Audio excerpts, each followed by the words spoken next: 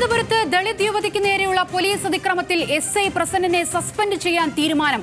Suspension ഉത്തരവ് നാളെ പുറത്തിറക്കും. വിവരങ്ങളുമായി മീര മനോഹരൻ ചേരുന്നു. മീര, കൂടുതൽ ഉദ്യോഗസ്ഥർക്കെതിരെ നടപടിയെടുത്തിരിക്കുകയാണ്. എന്തൊക്കെയാണ് വിവരങ്ങൾ?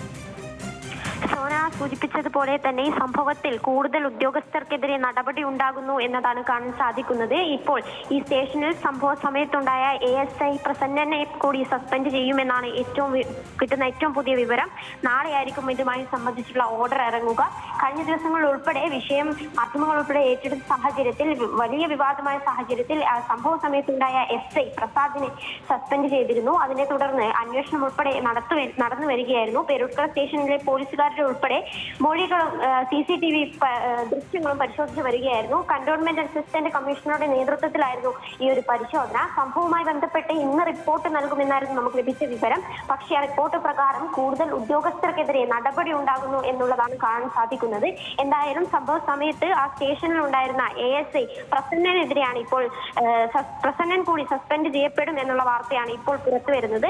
ഈ പ്രതികരണങ്ങളിൽ, ഈ സസ്പെൻഷൻ ഓർഡർ വന്ന സമയത്തുള്ള പ്രതികരണങ്ങൾ ഉൾപ്പെടെ ബിന്ദുവിന്റെ ആരോപണങ്ങളിൽ ഈ പേര് നമ്മൾ ശക്തമായി കേട്ടതാണ്.